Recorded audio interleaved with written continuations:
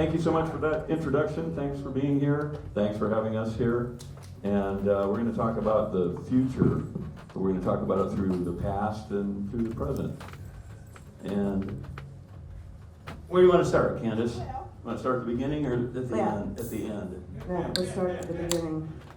First of all, it occurs to me that many people don't know a lot about the origins of cacophony and how it influenced Burning Man. So we thought we might fill you in and do a little bit of storytelling, and because we have the countercultural curmudgeon with us right here. Get off my lawn. I mean, John's a lot of things. It's kind of hard to be succinct here, but I wrote it down. He's an artist. Let's start there. I've been accused of that. He's a culture jammer, and if you don't know what that is, we can break it down. It's fucking with society, throwing a mirror up to what's going on in the norm world and making fun of it, poking fun, purely. And that's a lot of what Cacophony did. And he's also a neon technician. He did all the neon on the Man in the early 90s, up to 96. Yeah, that was him. And he also, he maintains the neon on the Oakland Tribune building and has a really cool office at the very top, somehow. So if you get in his good graces, you'll get invited to come up to his really weird, vintage kitsch area up in the top of the Tribune building. I got to make a living somehow, so I still do the neon thing. And he has a job. He okay, can't talk about that. It's a government job. We can't talk about it. Benefits. But what some people don't really know, he's a co-founder of Burning Man. The Burning Man Festival, that's right. When it was still a festival. We don't use that term anymore. He's a primary member of Cacophony Society, and most of you might already be a member. Who's a member of Cacophony? Raise your fucking hand. If you went to SantaCon, guess what? You're a cacophonist, okay? Yeah, we're sorry for that SantaCon thing. Yeah. And he also is part of the Suicide Club, so we just want to give a little etymology of like, what the fuck are these sort of bubbling little subcultures that sort of threaded and informed a lot of what the Burning Man culture is today. And the Robot Heart people, it took them 12 years, but they figured out that pranks are interesting and it's cool to be pranky. And one of the things they did that was so funny, in the same vein of Cacophony, is when they had the district DJs here, they hacked the district logo and called it Dick Tricks. Okay? Yeah. This is a classic Cacophony move, is to hack something and make it funny. What about the sign right down the road here? Oh, and so also, I don't even think Robot Heart knew this, but raise your hand, Robot Heart people. Dill was a part of this, and I think it was Benji's brainchild, Benji, and then some other dude, and they took the Buttercup Cafe billboard, defunct, here on 880 at exit 23rd Street, and they put their logo on it in the dark of night. Which I don't even think they knew. That's what Billboard Liberation Front used to do. Yeah, we did that for which is a spin-off of a Suicide Club. So I thought maybe while we have the curmudgeon here, we could sort of give you the background of these. I'm not that much of a curmudgeon. So everything I've ever been involved in was collaborative, and I can't take credit for any of it or all the blame either. So that's kind of how that works. It's a good thing to do things that way. I don't know, I got started when I was 19. I showed up in San Francisco. I hitchhiked here when I was 17. I joined the Suicide Club when I was 19, but in the interim period, I was looking for what was happening. And I went to Haight Street because I'd been there when I was a kid, and I heard stories about it and mythology of San Francisco. And everybody I ran into, all the toothless hippies that I ran into, told me that I had missed the party. And it happened 8 years before, and I should go back to Tennessee, and I kind of ignored them, fortunately. And that's what I would tell any kid, because I like to hang out with kids now, because everybody in my original crew in the Suicide Club, they were all about 10 to 15 years older than me, and a lot of them have passed away, and some of them are not getting around too good anymore. So I try to hang out with kids a lot and do stuff with younger people just because it's fun, and they don't know any better, and they're not going to die. So that's a really good thing about it. Can we just back up a minute? Like, what was the Suicide Club? Define. The Suicide Club was a how do you explain it? It was a pranks, urban adventure, underground exploration, infiltrations group. It came out of the petri dish of San Francisco underground culture, which has been going on for decades and decades and decades. And you know, you tip a hat to the hippies, some of the hippies, because some of them are pretty stupid, some of them are pretty awesome. And you can tip a hat to the Beats and to the you know, Transcendentalists before them. And there are a lot of things going on in San Francisco. The great thing about San Francisco and the Bay Area, unlike other creative areas, in my experience, it's been a place where collaborative stuff can happen because people aren't as competitive here. It's not as much about the money. It's been more about the money in the last few years, but I see that kind of shifting and changing a little bit. And it's not about the money as much, and it's about people being able to be completely. Okay, you can have somebody who could be a complete lunatic, and they can come up with an idea, and people will help them do it. Or you can have somebody who's a complete visionary who'll come up with a great idea, and people will help them do it, and everybody else in between. And that was because of the non-competitive nature of the Bay Area and the it just wasn't. It wasn't about the money, and that was one thing that made, and also criticism. Okay, people were not very critical here. When I first came here, I remember the first time I was in a hot tub when I was 17. There were about 12 people in there, and there's one guy talking about how great television was as an educational tool, and so I argued with him about that because I'd read something to the contrary. And all 12 people in the hot tub is a redwood hot tub. All 12 people in the hot tub agreed with every single completely diametrically opposed point that both of us made. And that was my introduction to Bay Area intellectualism. And so the flip side of that is that it's really easy to work with people. Yeah. Okay, good. So, did you define what the suicide club is? Oh, no, I didn't. Thank No, you. okay. So, San Francisco was one of the hotbeds in the 1960s of the free university movement, which came out of the free school, the free speech movement, which started in Berkeley in 1964 when Mario Savio stood on a cop car and made a speech. And it was about free speech, which is incredibly important, and we're losing track of that right now. And we could argue about that later. This isn't the time for that, but I'm a believer in free speech. And the free university movement came out of that. And the idea was a lot of educators in the 60s were kind of freaking out because of there were some terrible things going on, and they were being addressed by the anti-war movement, they're being addressed by the civil rights movement, but there's a lot of unrest on campuses. So serious educators who really wanted to try to get in tune with the kids, trying to figure out how to connect with them. And so this whole idea, which kind of grew out of educational system, going back to European educational models that then became the public school model here, they ended up encouraging students to create their own free universities where the instructors would not be paid, and there would be no money that changed hands. And it happened. It wasn't based in any one place. It wasn't based in any one particular ideology. And so a lot of the different schools were quite different in essence. But most of the major universities in the United States by about I'd probably say about 1969 had a free school of some type there.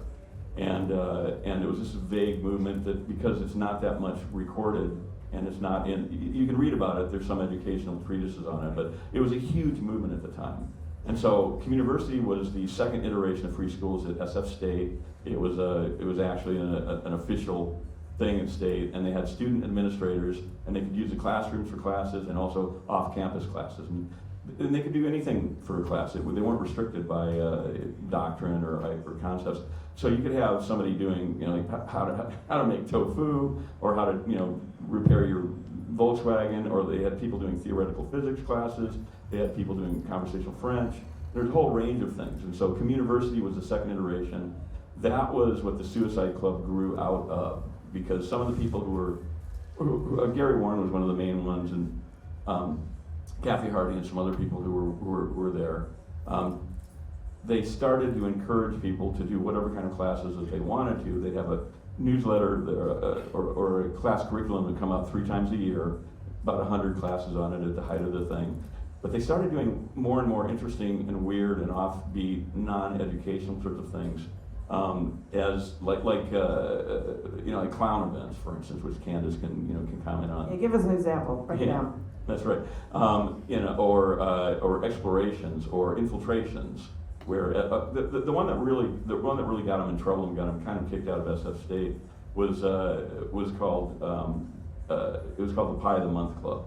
And in the Pie of the Month Club, you signed up for it as a class, and you told the instructor what times during the day you could be assassinated, what times you could not be assassinated, wrote it down on a piece of paper. So someone was picked through some arcane method, lost to history, to be the assassin, and they would conscript other people to help them. And so this happened right before I joined the whole group, and it was a mythical story. It was an amazing, legendary story. And so one woman was pied at, her parents came to pick her up to take her to dinner during class break or whatever, and she was pied by the waiter, brought the pie out under glass. Another guy was a TA, and he was pied in his class while he was teaching the class. And so this thing got them in a little bit of trouble with SF State. So they decided they would take Community University and make it into a 501c3 nonprofit school, which is great. They did that. And then so some people started doing weirder and weirder classes. And they were doing a lot of what's called urban exploration, which is something I've been involved in since I was 4. And almost all of you have probably been involved in urban exploration too, because I'm going to bet that most of you went down into the witch house at the end of the street, or maybe the little tunnel that the stream came out of down by the high school, right? Everybody snuck into a building, right? Most people here have. Who hasn't snuck into a building or a tunnel here, right? You're lying. So the concept was, this is one thing that was a big influence, and also doing events, creating events and parties was a big thing that kind of came. This stuff didn't come out of nowhere. It didn't evolve. It didn't just all of a sudden, nobody just threw the rib down and then there was this whole scene. It came out of this vibrant petri dish of San Francisco. And so Suicide Club was what they did to do the really, really weird stuff that they couldn't put in a calendar and call a class and have be kind of quasi-legitimate. And so the first Suicide Club event, which I went on when I was, it was the first thing I went on. We met in this fellow's bookstore, Gary Warren's bookstore. There were about 50 people. We were blindfolded, put into these kind of crappy hippie vans, driven somewhere, we didn't know where, got out, and we're all holding hands in line, and we were taking up this sand hill. And I knew it was by the ocean. And after being blindfolded for like an hour, which is what it took, because the logistics on these events could sometimes be really ridiculous. And so we went up the top of the hill, holding hands, blindfolded, went into some underground chamber. We could tell because of the sound and whatnot. And after being blind for an hour and a half, we're in this underground chamber, and then a voice, booms out, "Oh, you can take your blindfolds off now." We took our blindfolds off. We still couldn't see anything because we're in an underground chamber. And so they'd given us packs of matches, little 20 matches, only there was one match in each one of the packs. So for about 10 or 15 seconds, you could see little flashes of light all around, and it was entirely dark again. And so we could find our way out of the tunnel. They had this kind of silly little ritual, which actually was kind of dark in a way, but also silly, where this fellow, David T. Warren, who was a fire eater, he was the only fire eater in San Francisco in 1977, okay? The only one. And he was an old carny dude, and he did this kind of almost a kind of a, not dark, but just really kind of a heavy ritual. He called it the ritual of life and death, and he touched everybody's hand with the flame, and then we all drank from these little bottles of life and death, and that was it. We were in the Suicide Club then. And so the events that you could do, we had climbing events, urban climbing events, underground. Anyone in the group could do an event. That's the thing that was a miracle about it. The thing that's resonating through today is the collaborative nature and the encouraging of other people to come out and do creative stuff that they wouldn't do on their own. I mean, you have one person doing something, it's kind of scary. You have two people, it's a conspiracy. Okay, and it gets easier. Okay, so let's talk about that. There's no leadership. No leadership. And that was a big thing about SantaCon. Everybody was a Santa. There was no leadership, so you couldn't get busted. So the other thing about Suicide Club that I think is important is that you had a leave no trace ethic, because then you would get, again, busted. You're trying to avoid, you want to do your renegade things and not get pulled over by the cops. Correct. So, and that has flooded Burning Man, and it's flooded Robot Heart, who at the end of their beat party will say, "Pick up cups." Pick up cups. And so there's a bunch of ethics that we're talking about here that have sort of been around for a while, trickled up, and then gone somewhat mainstream. And the people before us even talked about, let's move your local community. How can you affect change in a very local way? Yeah. We did a vampire event in an abandoned mortuary, a huge abandoned mortuary, and there were vampires. There were like British vampire hunters. There were Transylvanian peasants, and it was a pretty elaborate thing. We brought up all the stuff and props and food in, and at the end of these events, we'd always have like a potluck dinner. And this is an abandoned building. We didn't have permission to get into it. We had to climb over a wall and open the door to get all 50 vampires in. And at the end of the night, we carried all of our garbage out of this abandoned building. Okay, we did not even trash abandoned buildings. So, and it was a very strong ethic, and there were a couple of reasons for it. One is because it's not cool, and another reason is because then you get in less trouble if you were caught. So, you know. Okay, so let's move on. So Suicide Club trickled into the Cacophony Society. So how did that transition occur? Well, Cacophony Society was kind of a kinder, gentler suicide club in a way. Because the Suicide Club was a very clandestine group. We didn't court media at all. There were a couple of articles when we first started in the first year, and then we would actually dissuade journalists from covering the thing because we wanted to keep doing the stuff that we were doing. And some of the events were fairly extreme. We were known for climbing bridges, for instance. You know, we climbed the Golden Gate Bridge and the Bay Bridge pretty constantly. And so, what was the question again? Oh my God, okay. How did Suicide Club birth Cacophony Society? Right. So the Suicide Club lasted for about 5 years. A very intense group. And by the end of 5 years, everybody had slept with everyone else. And that was, you know, it can tend to like complicate things a little bit. So you have people going to events, and I'm not going to because of that one. So we laid it to rest for a few years, and then a few years later, a big handful of us, all of whom had been in the Suicide Club, said, "Look, we need to start something else." And so the Cacophony Society name came up, and some people liked it, some people didn't, and we kind of voted on it. And anyway, it ended up being the Cacophony Society. But we had a newsletter, because back then, you know, you didn't have the internet, so information for events had to go out in a newsletter. A newsletter was a piece of paper. Paper is like I don't know, anyway, it's something that used to be delivered in these little trucks with guys in blue suits would pick it up and then bring it to people. And so that's how you would find out about the events. And you could also take these little pieces of paper and put them on bulletin boards, and not internet bulletin boards, but actually think they're made out of wood or something, and you'd tack them on there in bars and restaurants and in coffee shops. And so that's how people found out about this stuff. So when you found like one weirdo in 1979, it was like, oh my God, look at this person, they're fucking amazing. Now you just get online and you can find like 10,000 of them like immediately. So it's good in a way, but also not so good in a way. So the Cacophony Society started about 5 years after we ended the Suicide Club, and we decided a lot of stuff worked really well in the Suicide Club, like the anarchic nature of the thing. Anybody could do an event. Anybody could list an event. The newsletter that we had for the Suicide Club, nobody controlled it. It rotated every month, so nobody controlled it. The treasury, which was you pay 50 cents to get for the mailer, you know, that rotated every 4 months. No one controlled it, and that made some of the, you know, 1 month the calendar would be barely legible. The next month would be beautifully laid out, you know, kind of things. But which is great because that's just how it worked. So with Cacophony, we decided also the Suicide Club. The difference was that we didn't have as many. We were much more paranoid about doing stuff because we're doing a lot more illegal things in the Suicide Club, and so we didn't want to publicize. With Cacophony, we didn't care. With journalists who wanted to come, they had to play the game or do whatever we were doing. If it was a costume LARP, they call them LARPs now, live action role playing game. We used to do a lot of those. Or if it was going into an abandoned building, we didn't care, and so it got a lot more attention immediately. And what would happen? So the people who were worried about that ended up not. Their worries were not really founded in the long run. Because what happened is there'd be an article about Cacophony. You know, 10 or 15 or 20 new people would show up at our weekly or monthly meeting at Tommy's Joint or at the Edinburgh Castle. And out of those 10 or 12 people, they'd come on an event, and then 8 of them would get mud or they'd get poop on them because we're in a tunnel or something, and they'd just never come back. So then the 1 or 2 that stayed, out of those people, some of those people I still know to this day. So kind of a self-selecting group in a way. Okay, so now one of the things that made Cacophony so infamous is the Santa Rampage, which happened in 1995, and JohnLaw was a major instigator of that. And at the time, it was not a slutty pub crawl, which is what it's devolved into today. It was, in fact, a cultural criticism on capitalism. And everybody dressed up as cheap suit Santas. And why don't you tell us some of those stories? If you want me to do it. Well, I'll just, okay, I'll do it. No.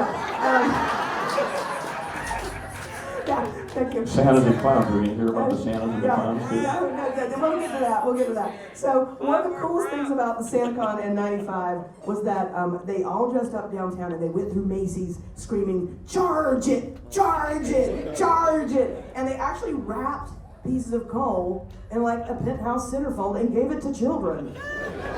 This would not happen today. No. And even better yet, fucking Larry Ellison hired all the Nob Hill hotels for his holiday party, and they rolled through the corporate Christmas party and eating all the shrimp. And at first people were like, oh, they must be the hired entertainment. And they saw them grabbing absolute bottles and jamming the shrimp, and they got kicked out. That's right. We rolled into the Venetian room in the Fairmont Hotel, and I remember, just picking up bottles of Sky vodka off the tables and dancing with people's grandmas and drinking. We kept the bottles when we left, when we got kicked out of the Venetian room. But the idea was there was no one idea. The thing about cacophony is there was no one, there was no one philosophy. There was no one. Nobody had to agree about it. We actually had Republicans that were members of the Suicide Club and Cacophony. Okay, so politics were we tried to put them aside a little bit. But the trick was that anybody could come up with an idea, anybody could do an event, and it would all kind of equal founded that way. So with the SantaCon thing, it's basically let's see how many. The volume of Santas, would just completely overwhelm whatever space you were in for the moment you were there, and you'd move through. And we had even with that event, we had kind of an ethic about it where it's like, don't fuck with kids. We didn't give the coal to kids by the time we were doing that. I did. Maybe you did. Oh, you did. I stand corrected. Okay, but then after that, so the seminal year was 1996. This is when I had joined Cacophony when I moved here, and I met Marion on the trip to Portland. So you came on the SantaCon. Yep, and Marion went in 96. She was a cacophonist and a Santa, not so slutty. And then John, I met him, and LA, Seattle, Portland, San Francisco, all converged on Portland. And Scott Beal, who had the Laughing Squid site, did an incredible video about how the SFPD had informed the Portland PD, so they were waiting for us in the airport. They had riot gear, waiting for the Santas, and they trailed us for 3 fucking days. And JohnLaw he's as JohnLaw, fake name. He was the interface with the feds. I have a driver's license and a passport that have that name on them, Candace. Because you're savvy that way. But he would interface with the feds and keep them at arm's length, and they wouldn't bust us for doing cocaine and drinking, pissing on the street. But and that was really one of the best events ever. It was the Reds and the Blues. It's not really a party until the police show up. So to get back on track here, though, about community and about hugging trees. This stuff's still happening everywhere. There's an underground scene in the Bay Area right now that reminds me of the 70s. The 70s was a period of time that was economically devastated. We were in the middle of the Arab oil embargo. We were in recession. San Francisco, all of the industry is shut down, shipping is shut down. There were abandoned buildings everywhere. This allowed things like Survival Research Labs to grow up, which was a machine art group, the greatest machine art group in history. Actually, if there's any billionaires in here right now, fucking reach in, get down in your car seats and get some car change out there and underwrite a Survival Research Labs show. It cost you about $250,000, and Mark Pauline is one of the greatest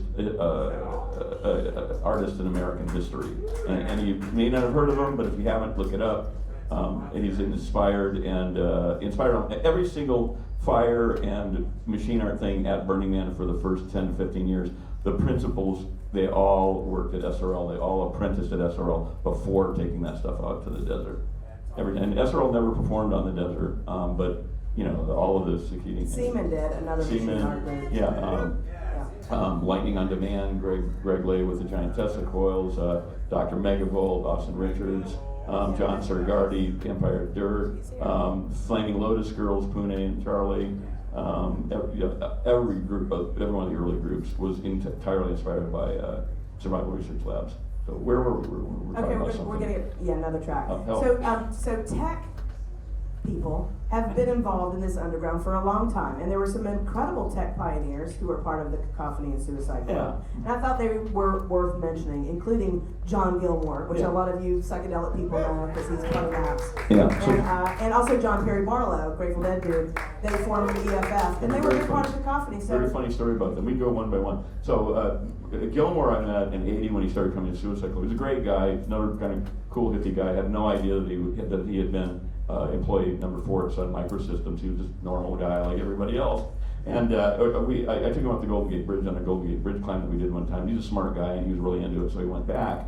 And I ran into him on the street one time, and he goes, "Hey, oh my God, I was just with Barlow. We climbed the Golden Gate Bridge, and we put stickers up there that say, 'We are everywhere.'" And I'm like, "Dude, no." I'm grabbing him like, "No, you have to go back and get the stickers and take them down. The whole point is that you don't want them to know." He's like, "Oh shit, oh no." So he and Barlow went back and took the stickers down. So that the GGNRA people would, the cops would know that we were going up there. Okay, we're coming up on time. And then also, let's see. No? Yeah, we're getting into it. Okay, well, all right, a couple, like 4 minutes, Satya. 4 minutes? Okay, 5 minutes. We're gonna have a riot here. All right, yes, minutos. Okay, so other tech pioneers, some of you might recall, there was a theme camp called Bianca's Smut Shop. In like 96, 7, 8. And they were all Hotwired employees, which was the electronic arm of a Wired magazine. Big crossover with Cacophony there. Yeah, and Eddie.com, who's filming this, Eddie.com, who's also a drone operator, he was part of Bianca. And, Michael McGillicuddy, was involved with Bianca. They were one of the first online chat rooms, sort of bringing people together at Burning Man because they were geeks. Bruce Akale and Mary Austin were the first marriage at Burning Man, and they've always been big Cacophony supporters. And that was 92. Bruce Akale, the Internet Archives, Mary Austin, the Center for the Book. There's a couple of other people, like John Gilmore, who made some big money and did some really good shit with it. So if more people with big money would take their money and do good shit with it, I wouldn't hate them as much. So. It's happening all around us. Let's bring it up to current day. How about that? Sure. Okay. So urban exploration is a thing. Worldwide movement that you don't know about because nobody talks about it. It's kind of like some other thing that was vaguely related to Cacophony, which is Fight Club. Yeah. Well, I just talked about it. Yeah, you don't talk about it. Yeah. But today, the good news is that John, the countercultural curmudgeon, is handing down all his tips and tricks, to the children and teaching them, passing the torch, as it were. And he has a book that he wrote in 2013 called Tales of Cacophony. And Sandwich Girl, who's also a Cacophony member, is going to hustle it. It's $30. And John is actually an artist, like a poor actual artist. So pay him for his book. And because it is a recipe for how to do damage in today's society and have a good time. How-to manual is how we looked at it. Yeah. Do we have any questions out there? Q&A? Any questions? No questions? This right. one. Can you talk a little bit about how Dadaism was... Oh yeah, can I talk about how Dada... Yeah, thank you. Suicide Club, Cacophony, and subsequently Burning Man, Fight Club, and other things were informed and inspired by a whole bunch of earlier movements, which people don't realize unless they read about it or check into it. Like when I was 19, I started doing this stuff. I had no idea. I thought we invented everything we were doing, right? And every 19-year-old should think that they're inventing exactly what they're doing. Because they don't need somebody to tell them, "Oh, we did that 5 years ago."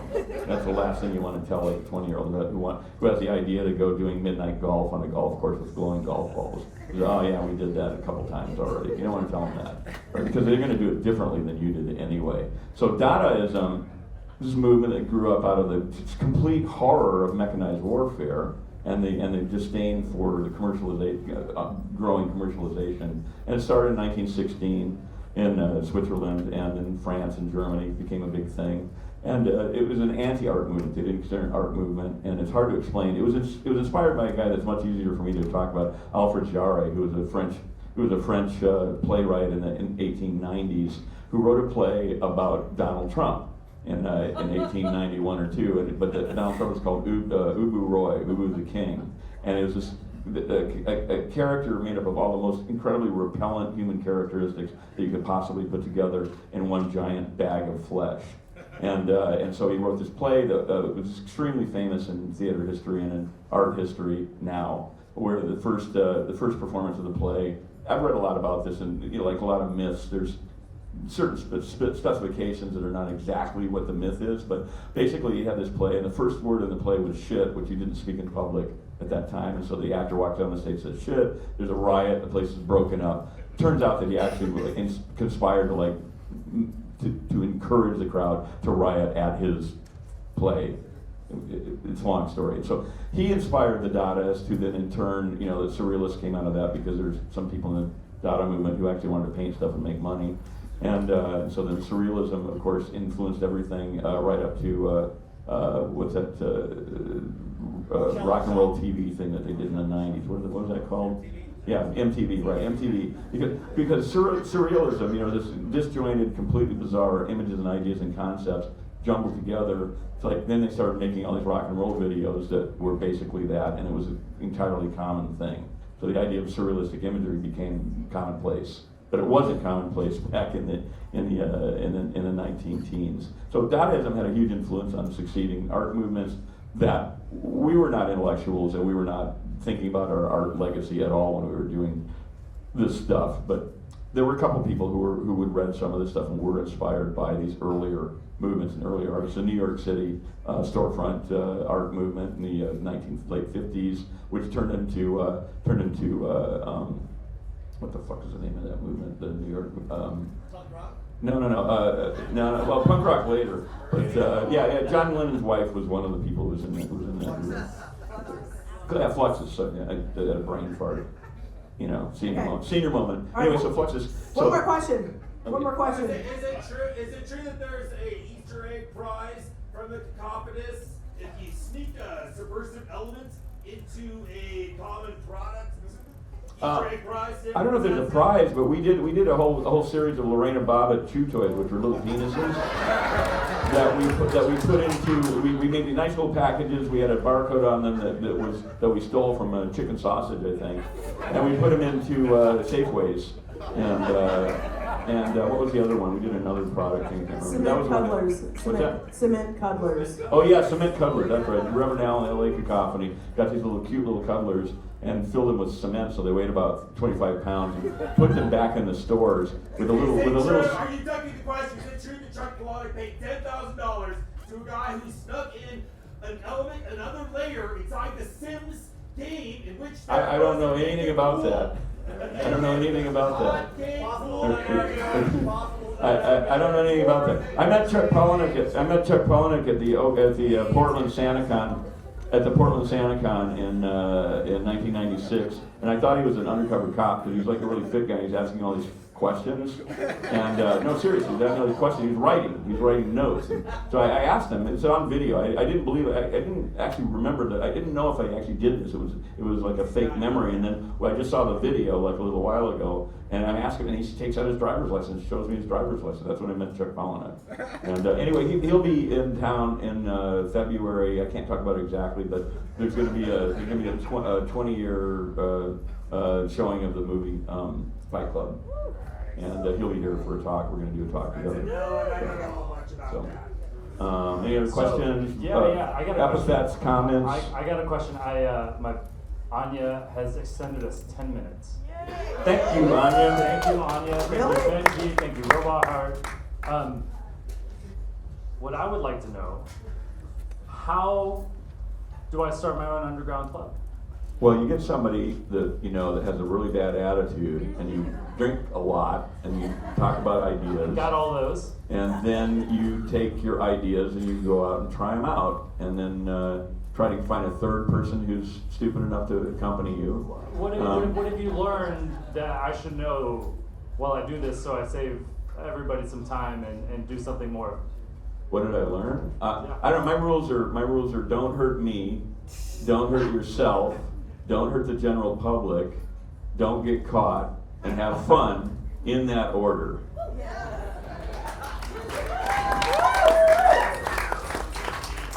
Those are good. So any question about it? You want to know how any of this silly stuff we've been talking about has anything to do with something as serious as Burning Man? Oh, hey Jim Mason. Hi. Hey, I'm gonna bring the mic. So it seems that all of the friends of Smiley are Here, wait, let's mic you up.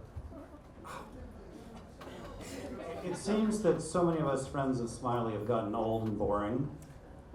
Speak for yourself, pal. Where would we find friends of Smiley these days? Do you know? Where would you find them? Causing trouble somewhere. You have to look for them. They're underground. There's an underground scene going on. I wanted to comment on that. It's actually more vibrant now, I think, than anything I've felt since certainly the 90s. It's not as big as the 90s. There was a lot more stuff going on, but there's a big underground explorer thing in the entire world, and they're mostly kids in their 20s and 30s, and because real estate's so expensive, they do their events, their parties, and their explorations in places that they're not supposed to be in. Okay, it's a transgressive movement in a way, and that's what we were doing in the 70s, and that's what people were doing in the 60s and other periods of time. When they get pressed into, when they get really pressured and can't find a place to do something, you'll always be able to find one. I mean, we've got 60,000 units, residential units in San Francisco that are not occupied. I mean, people would just go into those buildings and just stay there until they get thrown out, and do that repeatedly. That would actually probably eventually put enough pressure on the greedy people who are sitting on those properties for tax reasons to use the land. And if rich people would figure out, some of them have, God bless them, they'd figure out that if they actually underwrite artists and people living in the neighborhood, they bring up the quality of the neighborhood, they bring up the quality of the culture around it, and they'll make money on it in the long run if they're not immediately greedy. So I would encourage that. Front guy. I've heard the story of how the Cacophony Society moved Burning Man out to the playa, but I'd love to hear your telling of it. Okay, how did the Cacophony Society? Candace. Burning Man was Candace, based. we got 5 minutes. Let's land the plane here. Oh. I wanna. It's in the book. Yeah. What's going to happen if we don't? What's going to happen if we don't stop in 5 minutes? I'm just No, curious. the big party has to go on. The big party has to happen. You guys, we can start dancing in here, right? Yeah, the beats are over there. Talk, squat the talk. Okay. Yeah. Let's leave with something actionable, inspirable. My genuine belief is that this room, burners in particular, can reinvigorate the underground culture that you're talking about. Yeah, I Tell would us hope how so. the fuck we do that. Well, you guys are just doing it. Like I said, I mean, We're doing it. We're doing it right now. We're doing it right now. I mean, create Yeah. your own. And I'm explaining how the kids are doing it. You know, they can't find a venue. They can't afford a venue, so they go into a fucking sewer and do a giant party in the sewer. Okay. What? Moat. Oh, excuse me. So, I don't know what you're talking about, Jim. What? Oh, boats. Yeah. Okay. Yeah, he's okay. Yeah. Boats are good. Yeah, boats are fine. You know, as long as they float. And so use whatever environment that you can to create. I mean, get together with people and create your own party wherever you can do it. And if you can't afford a venue, you know, go and use places that are unused. And you have to be smart about it. You can't just break a lock and go in and piss all over the place. You've got to be smart about it. But use the spaces that are available. I know I have friends now that moved in these incredibly collapsing buildings in Alphabet City in New York in the 70s when the place was like Mad Max. It was an insanely dangerous place. But they occupied the place, they worked on them, they kept the buildings together, they lived in them, they eventually built them back up, and over the course of a couple of decades ended up making these fine houses that they now live in. They're my age, so they have a house to live in. But they did that, they took a place that nobody wanted. That's what happens is that artists and people like that, creative people, go to places that no one wants and then make it into a place that people want. So, Cool. All right. There are existing underground movements happening right now. There's some code words: Tupperware Party, Book Club. That's all I'm gonna say. But they're all over the place. New York is going off in Detroit, and I'm hoping Robot Heart will go to Detroit and blow that up. Detroit, where you can afford a house and do weird shit as an artist. yeah, there's one person in the room here I just want to mention. He's from Europe, and he's one of the people that started one of the most amazing underground exploration groups in history. I'm not going to point him out. I'm not going to say his name, but it was the Paris UX, and they're the group that was doing the underground cinema in the catacombs in Paris. And they also restored the Pantheon clock by sneaking into the basement of the Pantheon through the labyrinthine tunnels underneath Paris, spending a year building a shop up in the top of this giant dome, getting a clockmaker, and rebuilt this clock that the city of Paris had laid fallow for 30 years, and it didn't work, and then they made that fucking clock work. And then the city wanted to arrest them, right, for sneaking into the building, and the people of Paris said, "What? You have this giant clock in this state building that's really important, and you didn't fix it for 40 years, and these guys fixed it for free. You're going to put them in jail?" No, I don't think so. So anyway, Paris, he's in the room right now. There's some other urban explorers in the room right now that I know. And they're just doing They're doing what they want, but they're doing it with a sense of community and not being assholes about it. That's the basic trick. Don't be a dick. And on that note, can we call it and go to the beat party? We can. We We very can much keep can. bloviating here as long as you want, but it's up to Satya. Well, we got a few things. Justin, you mind joining me over here? Can we give a motherfucking round of applause for these two?